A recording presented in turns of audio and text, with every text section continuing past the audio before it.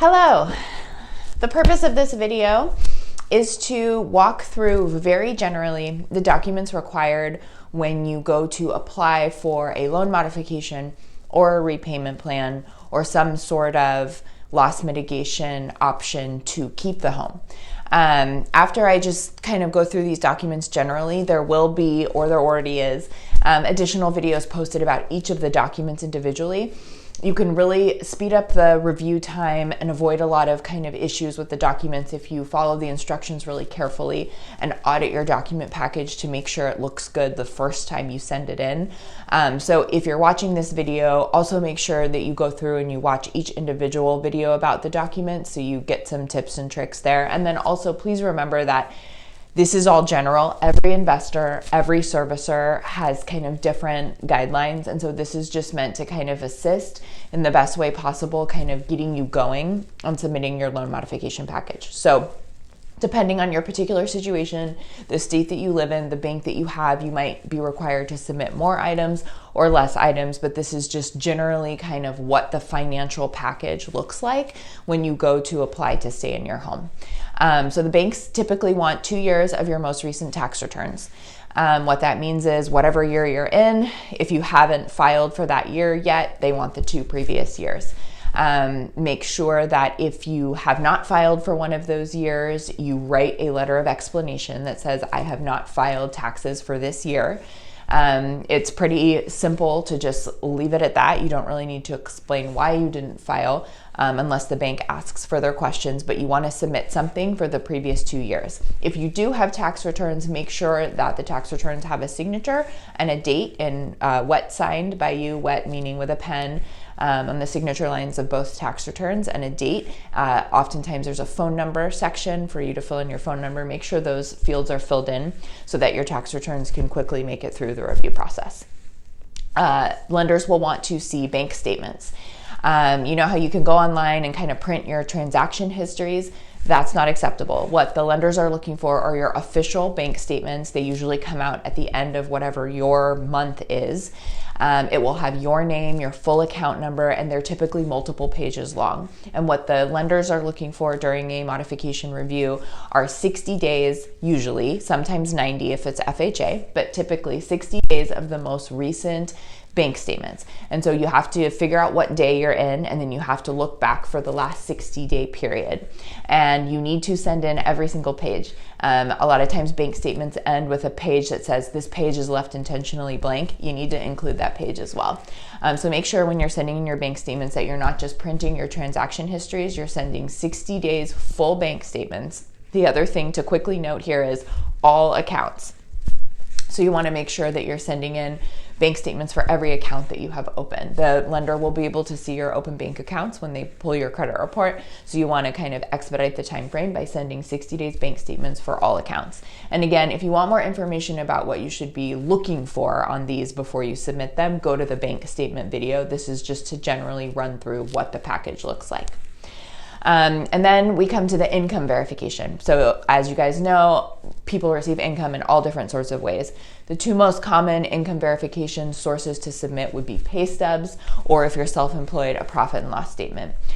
Typically, lenders want to see the 30 most recent days of W-2 pay stubs. Your pay stubs should be the official pay stubs from your employer, should have your year-to-date income on there, it should have your gross, your net, any vacation time deducted, basically everything about your pay stub for the most recent 30 days.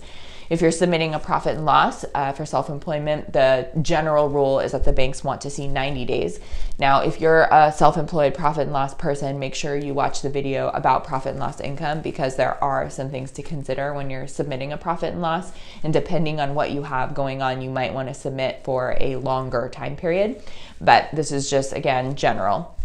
Other types of income verification, there's a lot. There's Social Security income, LNI income, child support income, alimony income, pension income, different types of retirement income, 401k stuff. If you receive contributions or rental income, basically you need to look at your financial situation and go, are all of the sources that I have bringing me money every month? And if you have money coming in, you need to provide documentation for that. Again, there's going to be another video going through each of these income sources in detail to kind of make sure you're providing what's needed.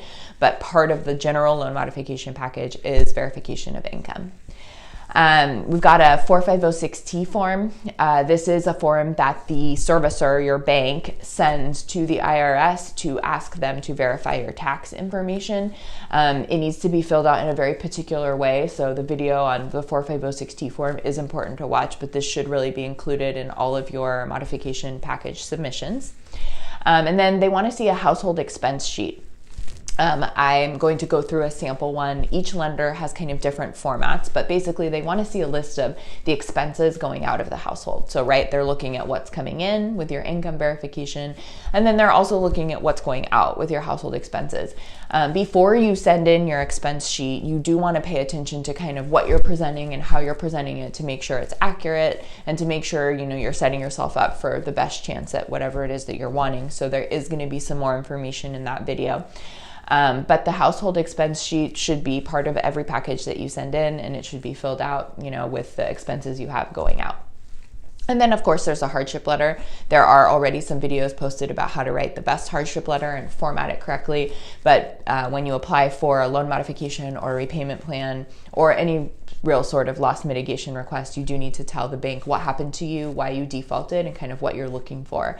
And that is included as the hardship letter. So just generally, those are the main basic documents. Again, depending on what you have going on, your required list of documents could be more. And if you don't have some of these things, it could be less. Watch the individual videos on these documents to make sure you do it correctly, but that's generally what you're going to be looking at as far as documents go. And then the last thing I'll say is you have to submit an application.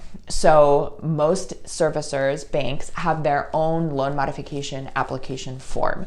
It'll be a form that ranges anywhere from 3 pages to sometimes 16, 17 pages. It'll have your lender's name at the top, and it'll ask for, you know, a bunch of information about who you are, what you've got going on, and what you're applying for. I'm going to be going through these application forms per lender and just kind of giving some tips. But you should, at the front of all of these financial documents I just listed, you should have an application. If your servicer is a smaller bank that doesn't have their own loss mitigation form, there are some government issued forms. One of them is called the Uniform Borrower Assistance Form that you can use. But I'll be addressing this in more detail when we get to the kind of application type videos. If you guys are in Washington State and you have questions, need help with docs, feel free to give me a call. Thanks. Bye-bye.